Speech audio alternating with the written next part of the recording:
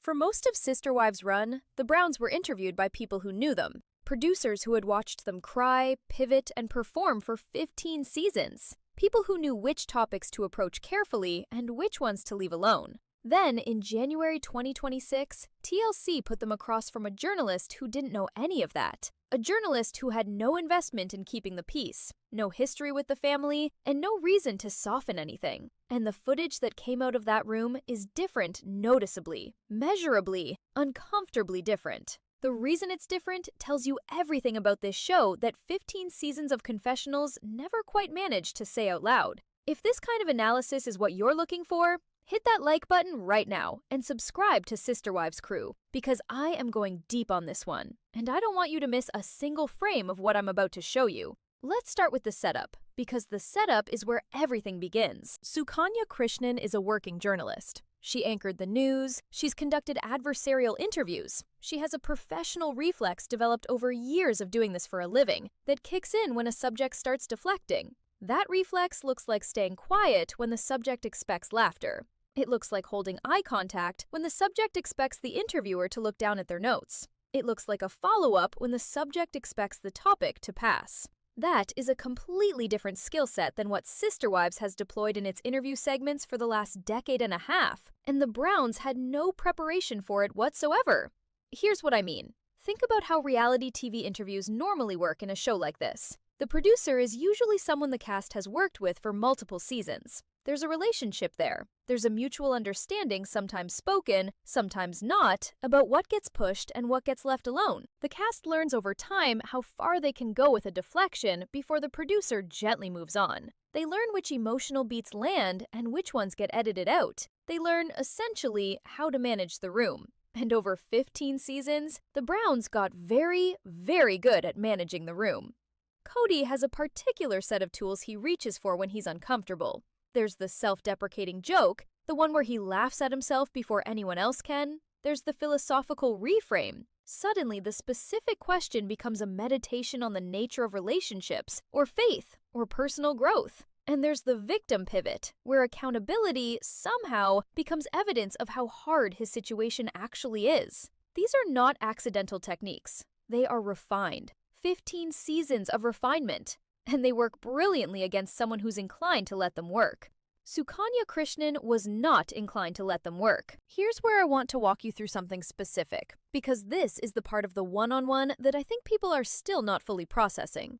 Kody, in this special, said something about the Vegas house. He said, and I want you to hear the register of this, not just the words he said. That's not how our divorce decree went. It was 50-50.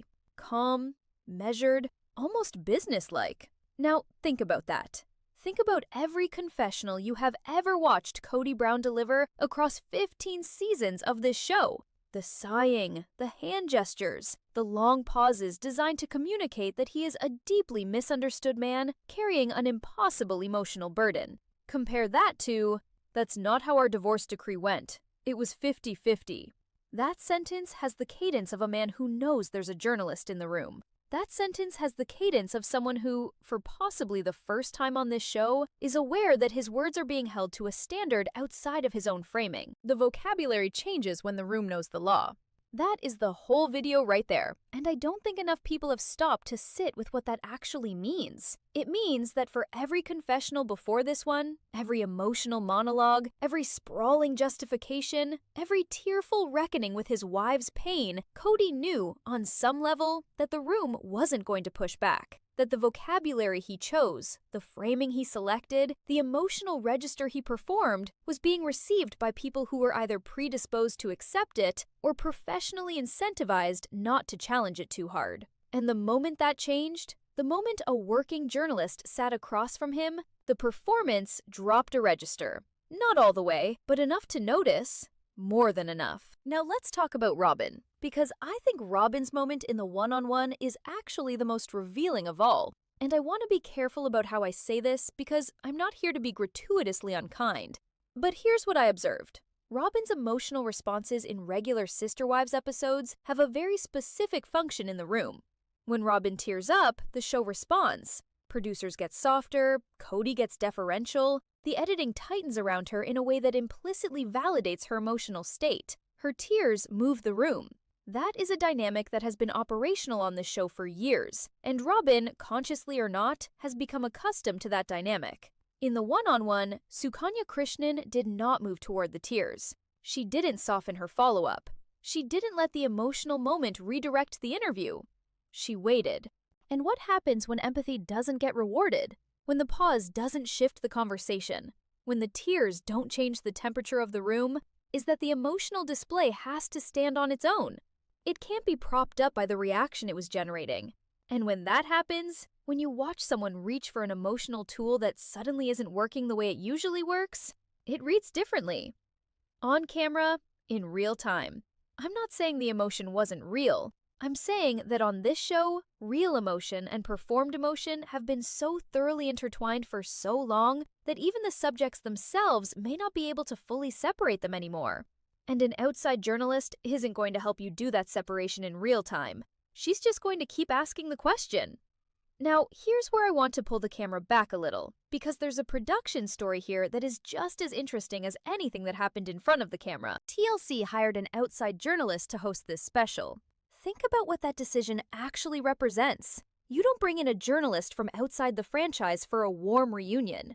You don't bring in a journalist when everything is fine and the cast is cooperative and the audience is satisfied. You bring in a journalist when your usual tools have stopped working. When the cast has spent so long inside the bubble that internal producers can no longer generate the kind of disclosure that makes good television. When the network needs someone who isn't carrying 15 seasons of baggage into the room.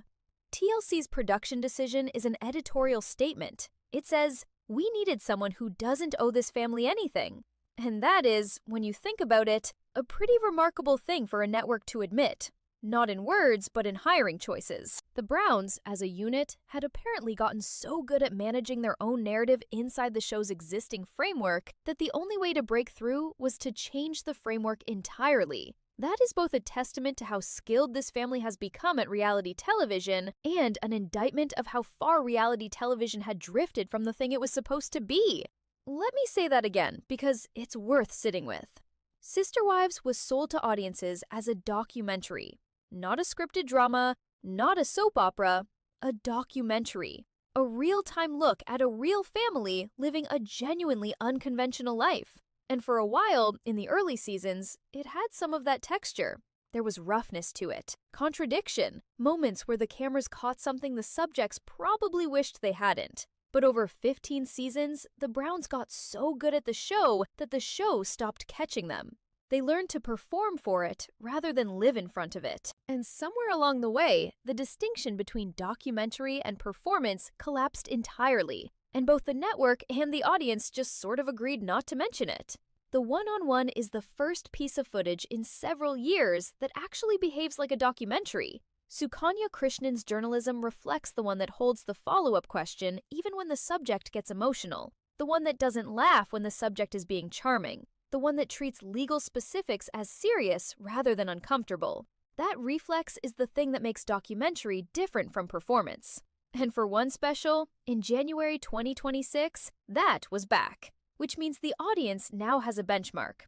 And benchmarks are dangerous things for a show that has been coasting on the absence of one. Here's what I mean by dangerous.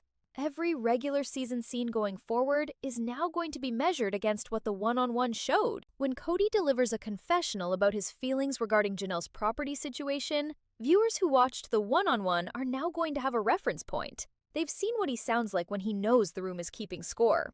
They've seen the register drop. They've seen the vocabulary shift. And they're going to bring that knowledge into every future confessional they watch. That's not something TLC can undo. That comparison now lives in the audience's head permanently. Let's talk about Janelle for a moment, because her moment in the one-on-one was different in a way I think is important. Janelle said, on camera explicitly, that there was no backdoor deal. I want to be precise about why that matters. The backdoor deal question has been floating around this fanbase for a long time. The suggestion that some of the Brown divorces involved financial arrangements or understandings that weren't fully disclosed on camera. Janelle, sitting across from Sukanya Krishnan, said no. Said it directly. Said it in a way that was unambiguous enough to function as a real statement rather than a reality TV non-answer. Now, I'm not here to adjudicate whether that statement is true.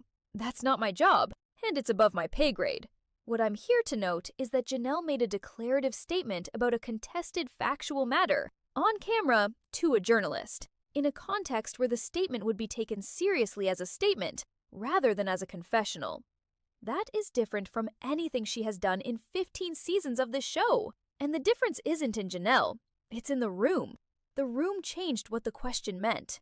The room changed what an answer required.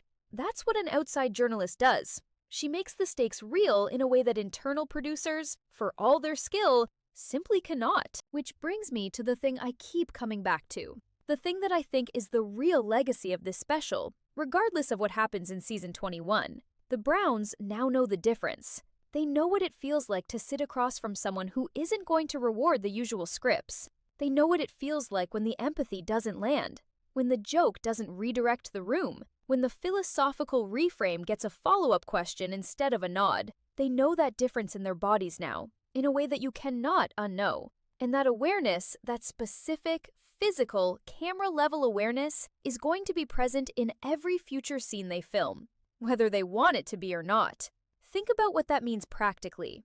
The next time Kody sits down for a confessional with an internal producer, some part of him is going to know, not theoretically, but from memory, that he can perform differently than this. That there's a register available to him that he doesn't usually use on this show.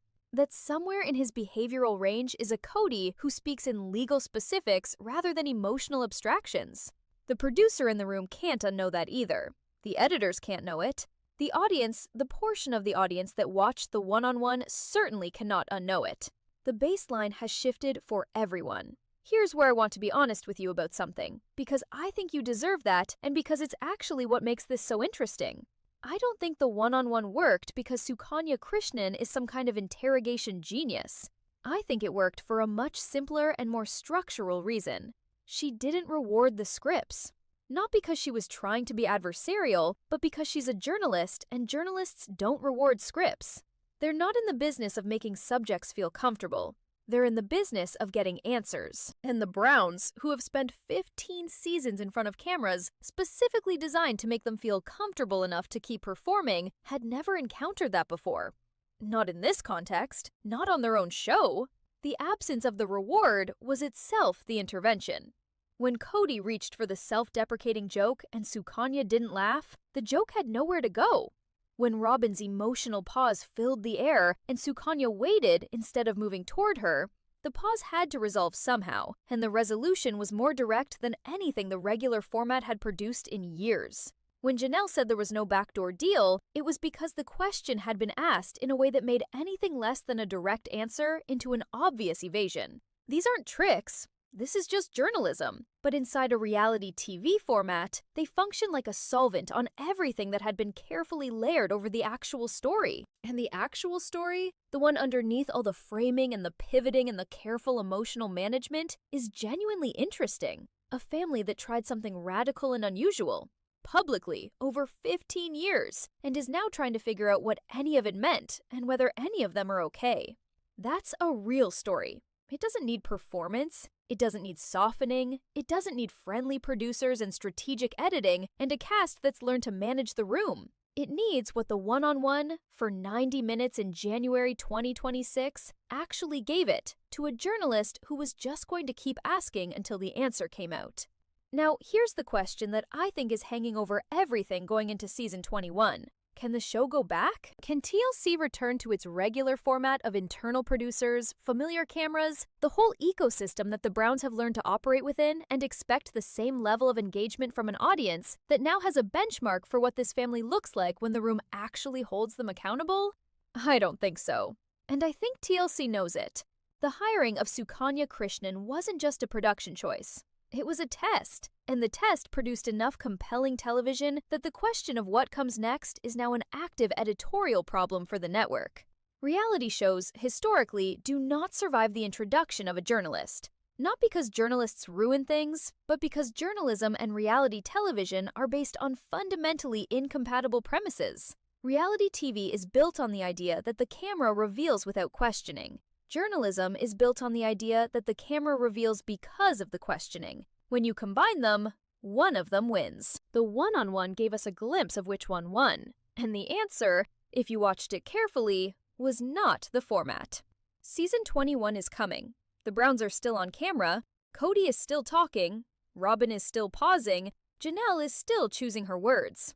And now, over all of it, there is the shadow of 90 minutes in January 2026 where a journalist walked into a reality TV show, and the reality TV show blinked first. That's the whole story. That's what TLC's production decision tells you. That's what Kody's register change tells you.